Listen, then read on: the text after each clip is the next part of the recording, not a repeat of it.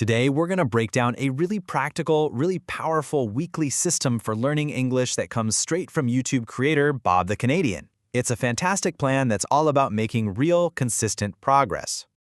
So let me just ask you this. What if you could actually genuinely transform your English skills, but you only needed one focused hour, just 5 days a week? Well, this whole system is built on that exact idea, making learning something you can actually stick with. You know, the secret sauce here is actually pretty simple. Instead of getting overwhelmed trying to do everything all at once, this plan dedicates each day to one single skill. We're talking reading, then writing, listening, speaking, and wrapping it all up with vocabulary. So let's dive into how it all fits together. Okay, but before we get into the day-by-day stuff, we've got to make sure you're set up for success. Just a few simple tools are all you need, and getting this part right is, honestly, the most important first step. First things first, time. An hour a day is the sweet spot. But look, even a super focused 30 minutes will make a huge difference. Then you'll need a simple notebook and a pen for new words. And finally, you're going to pick your media for the week. One book, one song, and one TV show, all in English. These three things are going to be your best friends all week. Trust me. All right, let's get into it. We kick off the week on Monday, and the major focus is all about reading. That means you're going to spend most of your time on that one skill, while just lightly touching on the others. For about the first 30 to 40 minutes, you just dive into reading. Start with that book you picked, and here's a great tip. If you can, get a version in your own language to check against. After that, switch over to reading the news. And finally, go explore Simple Wikipedia. It is such an amazing resource, seriously. It uses easier English, which is just perfect for building up your confidence. Now, for the rest of your hour, this is where the magic really happens. You don't just stop. You use this time to reinforce everything you just read.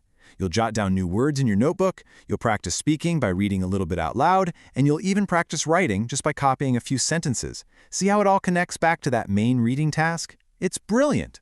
And we're on to Tuesday. Today, we completely switch gears, and our major focus is now writing. You're going to spend the bulk of your hour actually producing English, which is such a critical step for becoming fluent. The writing practice on Tuesday is super practical. You'll get to practice your past and future tenses, and then you'll do some real-world writing by leaving comments on YouTube videos. You'll also form your own opinions about the book you're reading, and even practice summarizing. Every single one of these tasks builds a different, really useful writing muscle. And just like on Monday, the other skills are there to support you. You'll practice reading by, reading what you just wrote. And here's a fantastic little hack. Use the audio feature on Google Translate to hear how your sentences sound. Then, you can practice speaking by saying them out loud yourself. It's like having an instant feedback loop right at your fingertips. All right, we are hitting the middle of the week. Wednesday and Thursday are all about getting active and really immersing yourself in the language. We're going to focus on the two skills that require you to be right in the moment, listening and speaking. Wednesday is your listening day, and the goal is simple. For 1 hour, just surround yourself with English. Watch that TV show you picked, listen to your song on repeat, find some fun English YouTube videos. The key here isn't to understand every single word. It's to just let the sounds, the rhythm, and the flow of the language wash over you. Then comes Thursday. And for a lot of people, this is the big one, speaking.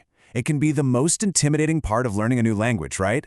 But that is exactly why having a day completely dedicated to it is so important for building your fluency and your confidence.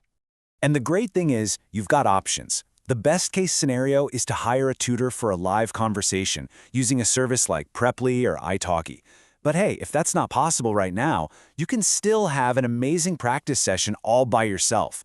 Try talking to yourself, narrating what you're doing, read your book out loud. Or you can try shadowing. That's where you try to mimic the actors from your TV show line by line. It's a fantastic technique. So let's just pause for a second and take a look. This is the entire week in one simple view. You can see that logical flow, right? How each day focuses on one thing, making sure you get a really balanced workout for all the essential skills. And just like that, it's Friday. After a whole week of reading, writing, listening, and speaking, your notebook is probably full of new words. Today is all about making sure those words actually stick in your brain. So, how do we lock in all that new vocab? It's a simple, step-by-step process. You'll read the words, say them out loud, and then use each one in a new sentence. But the real game changer here is taking those words and creating a digital flashcard set on a site like Quizlet. This lets you drill them over and over until they're really part of your memory. Okay, so you've crushed it Monday through Friday, 5 straight days of focused, smart learning. The week is officially over. So, now what do you do? Well, the weekend is not for more intense studying. Think of it more as a time for some light prep work and, maybe even more importantly, for giving your brain a much-needed break to process everything it just learned. So your weekend to-do list is super simple, very low pressure. Just find a new song for next week. If you finished your book or TV show, pick a new one. But honestly, the most important thing on this list might be to just take a break. Seriously, rest is a huge part of the learning process. So there it is, a clear, balanced, and seriously powerful plan to level up your English just 1 hour at a time.